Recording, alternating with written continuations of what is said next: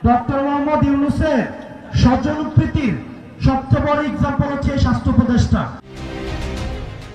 রাজধানীর উত্তরার দিয়াবাড়িতে milestone school and কলেজে যুদ্ধ বিমান বিধ্বস্তের ঘটনায় হতাহতদের স্বাস্থ্য ব্যবস্থা নিয়ে অন্তর্বর্তীকালীন সরকারের স্বাস্থ্য ও পরিবার কল্যাণ মন্ত্রণালয়ের উপদেষ্টা নূরজাহান বেগমের তীব্র সমালোচনা করেছেন জাতীয় নাগরিক পার্টি এনসিপির দক্ষিণাঞ্চলের মুখ্য সংগঠক হাসনাত আব্দুল্লাহ।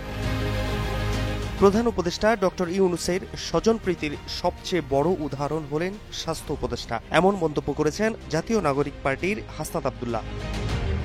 চাঁদপুরে আয়োজিত এক সমাবেশে হাসনাত বলেন, আমাদের একজন স্বাস্থ্য উপদেষ্টা আছেন, উনি ডক্টর মোহাম্মদ ইউনূসের ভাই ব্রাদার কোটায় আসছেন। ডক্টর ইউনূসের স্বজনপ্রীতির সবচেয়ে বড় উদাহরণ হলো এই স্বাস্থ্য উপদেষ্টা। স্বাস্থ্য উপদেষ্টার অনতিবিলম্বে জনগণের টাকায় পাওয়া বেতন ভাতা ফেরত দিয়ে ওনাকে পদত্যাগ করার দাবি জানান এনসিপির এই নেতা।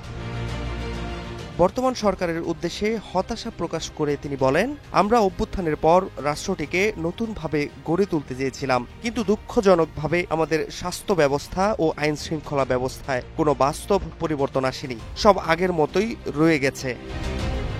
দলমত নির্বিশেষে সবাইকে ফেসিবাদের বিপক্ষে অবস্থান নেয়ার আহ্বান জানিয়ে হাসনাত বলেন, এই সরকারের কাছে অনেক প্রত্যাশা ছিল, কিন্তু প্রত্যাশার পারদ দিন দিন কমছে। ফেসিবাদ বিরোধী রাজনৈতিক দলগুলোকে ঐক্যবদ্ধ থাকতে হবে।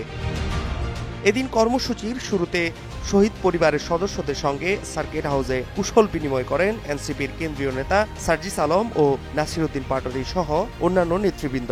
এ সময় জুলাই আন্দোলনের নেতাদের কাছে পেয়ে তাদের বর্তমান অবস্থা ও ভবিষ্যৎ প্রত্যাশার কথা তুলে ধরেন এনসিপির নেতৃবৃন্দের কাছে। Fahad Shahriar, news desk, global television.